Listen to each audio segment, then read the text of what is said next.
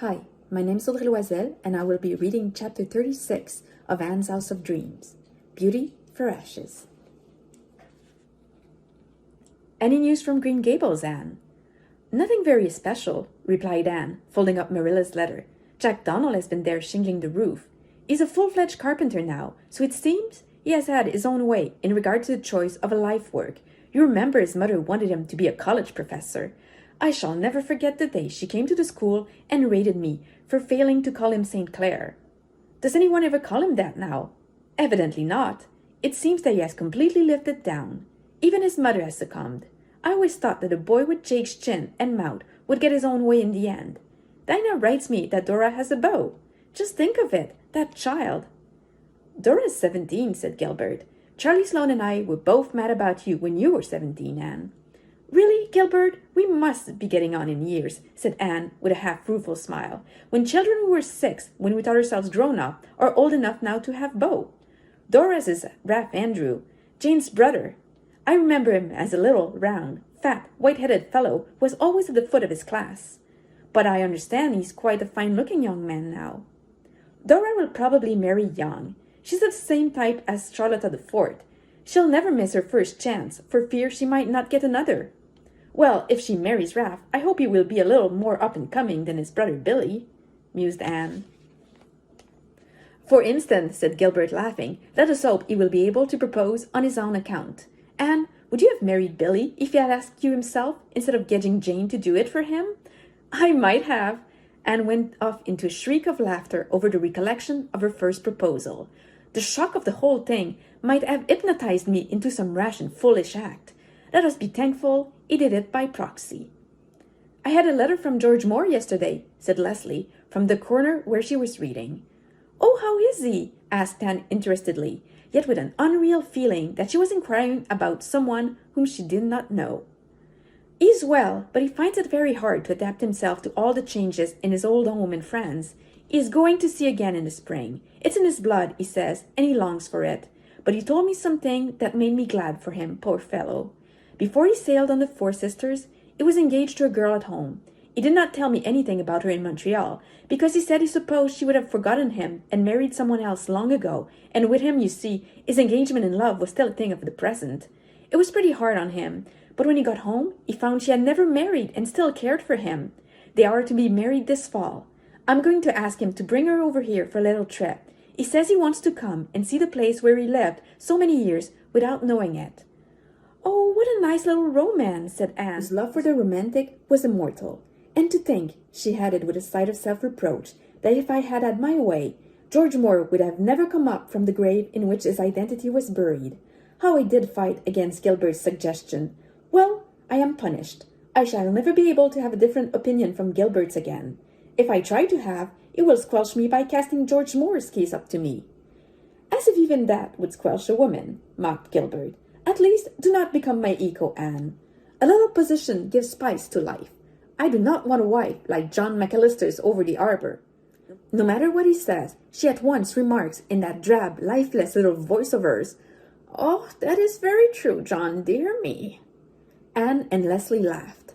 Anne's laughter was silver and Leslie's golden, and the combination of the two was as satisfactory as a perfect chord in music. Susan, coming in on the heels of the laughter, echoed it with a resounding sigh. Why, Susan, what is the matter? Asked Gilbert. There's nothing wrong with little Jem, is there, Susan? Cried Anne, starting up in alarm. No, no, calm yourself, Mrs. Doctor, dear. Something has happened, though. Dear me, everything has gone catawampus with me this week. I spoiled the bread, as you know too well, and I scorched the doctor's best shirt bosom, and I broke your big platter. And now, on top of all this, comes word that my sister Matilda has broken her leg and wants me to go and stay with her for a spell. Oh, I'm very sorry. Sorry that your sister has met with such an accident, I mean, exclaimed Anne. Ah, well, man was made to mourn, Mrs. Doctor, dear. That sounds as if ought to be in the Bible, but they tell me a person named Burns wrote it. And there is no doubt that we are born to trouble as the spark fly upward. As for Matilda, I do not know what to think of her. None of her family ever broke their legs before. But whatever she has done, she is still my sister, and I feel that it is my duty to go and wait on her, if you can spare me for a few weeks, Mrs. Doctor, dear. Of course, Suzanne, of course. I can get someone to help me while you're gone." "If you cannot, I will not go, Mrs. Doctor dear, Matilda's leg to the contrary notwithstanding. I will not have you worried and that blessed child upset in consequence for any number of legs." "Oh, you must go to your sister at once, Susan. I can get a girl from the cove. Will do for a time." "And will you let me come and stay with you while Susan is away?" exclaimed Leslie. "Do. I'd love to. And it would be an act of charity on your part. I'm so horribly lonely over there in that big barn of a house. There's so little to do, and at night I'm worse than lonely. I'm frightened and nervous in spite of locked doors. There was a tramp around 2 days ago." Anne joyfully agreed, and next day Leslie was installed as an inmate of the little house of dreams. Miss Cornelia warmly approved of the arrangement. "It seems providential," she told Anne in confidence. "I'm sorry for Matilda Clow, but since she had to break her leg, it couldn't have happened at a better time. Leslie will be here while Owen Ford is in Four Winds, and those old cats up at the Glen won't get the chance to meow, as they would if she was leaving over there alone and Owen going to see her. They're doing enough of it as it is, because she doesn't put on mourning. I said to one of them, if you mean that she should put on mourning for George Moore, it seems to me more like his resurrection than his funeral. And if it's Dick you mean, I confess I can see the propriety of going into weeds for a man who died 13 years ago, and good riddance then." And when old Louisa Baldwin remarked to me that she thought it very strange that Leslie should never have suspected it wasn't her own husband, I said, "You never suspected it wasn't Dick Moore, and you were next-door neighbor to him all his life, and by nature you're 10 times as suspicious as Leslie. But you can't stop people's tongue, Anne dearie, and I'm real thankful Leslie will be under your roof while Owen is courting her." Owen came to the little house one August evening, when Leslie and Anne were absorbed in worshipping the baby. He paused at the open door of the living room, unseen by the two within, gazing with greedy eyes at the beautiful picture. Leslie sat on the floor with the baby in her lap, making ecstatic dabs at his fat little hands as he fluttered them in the air. "Oh, you dear, beautiful, beloved baby," she mumbled, catching one wee hand and covering it with kisses. "Isn't him the darlingest silly thing?" crooned Anne, hanging over the arm of her chair adoringly. "Them itty wee pads are the sweetest handies in the whole big world, isn't they, you darling itty man?" Anne, in the months before little Jim's coming, had pored diligently over several wise volumes, and pinned her faith to one in especial, Sir Oracle on the Care and Training of Children. Sir Oracle implored parents, by all they held sacred, never to talk baby talk to their children. Infants should invariably be addressed in classical language from the moment of their birth. So should they learn to speak English undefiled from their earliest utterance. How, demanded Sir Oracle, can the mother reasonably expect her child to learn correct speech when she continually accustoms its impressionable grey matter to such absurd expressions and distortion of her noble tongue as thoughtless mothers inflict every day on the helpless creatures committed to their care? Can a child who is constantly called tweet itty wee singy ever attain to any proper conception of his own being and possibilities and destiny? Anne was vastly impressed with this, and informed Gilbert that she meant to make it an inflexible rule never, under any circumstances, to talk baby talk to her children. Gilbert agreed with her, and they made a solemn compact on the subject, a compact which Anne shamelessly violated the very first moment little Jem was laid in her arms. "Oh, the darling itty weesy thing!" she had exclaimed, and she had continued to violate it ever since. When Gilbert teased her, she laughed Sir Oracle to scorn. "He never had any children of his own, Gilbert. I am positive he hadn't, or he would never have written such rubbish. You just can't help talking baby talk to a baby. It comes natural, and it's right. It would be inhuman to talk to those tiny, soft, velvety little creatures as we do to great big boys and girls. Babies want love and cuddling, and all the sweet baby talk they can get, and little Jem is going to have it. Bless his dear hitty heartdrums." "But you're the worst I've ever heard, Anne," protested Gilbert, who, not being a mother but only a father, was not wholly convinced yet that Sir Oracle was wrong. "I never heard anything like the way you talked to that child."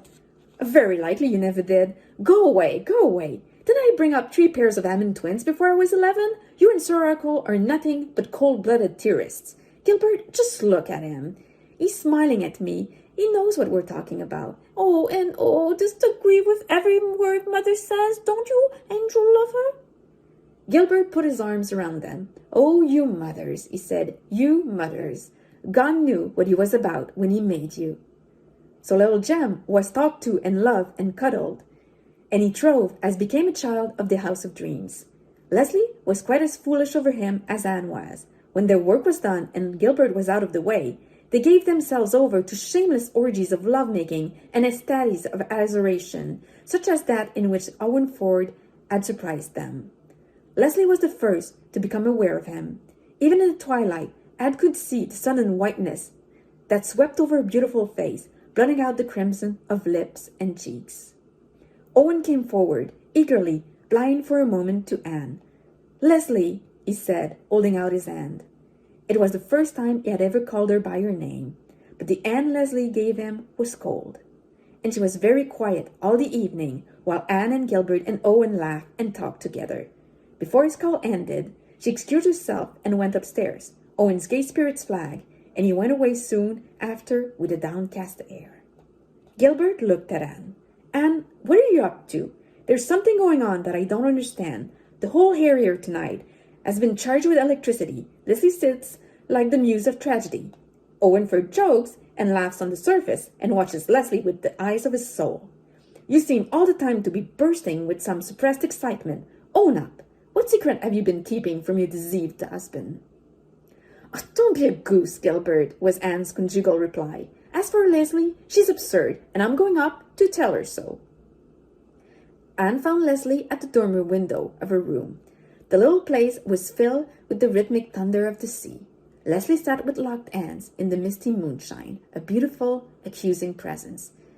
"Anne," she said in a low, reproachful voice, "did you know Owen Ford was coming to Four Winds?" "I did," said Anne brazenly. "Oh, and you should have told me, Anne," Leslie cried passionately. "If I had known, I would have gone away. I wouldn't have stayed here to meet him. You should have told me. It wasn't fair of you, Anne. Oh, it wasn't fair." Leslie's lips were trembling, and her whole form was tense with emotion. But Anne laughed heartlessly. She bent over and kissed Leslie's upturned, reproachful face. "Leslie, you're an adorable goose. Owen Ford didn't rush from the Pacific to the Atlantic from a burning desire to see me. Neither do I believe that he was inspired by any wild and frenzied passion for Miss Cornelia. Take off your tragic airs, my dear friend, and fold them up and put them away in lavender. You'll never need them again. There are some people who can see through a grindstone when there is a hole in it, even if you cannot. I'm not a prophetess, but I shall venture on a prediction. The bitterness of life is over for you. After this you're going to have the joys and hopes, and I dare say the sorrows too, of a happy woman. The omen of the shadow of Venus did come true for you, Leslie. The year in which you saw it brought your life's best gifts for you, your love for Owen Ford. Now go right to bed and have a good sleep."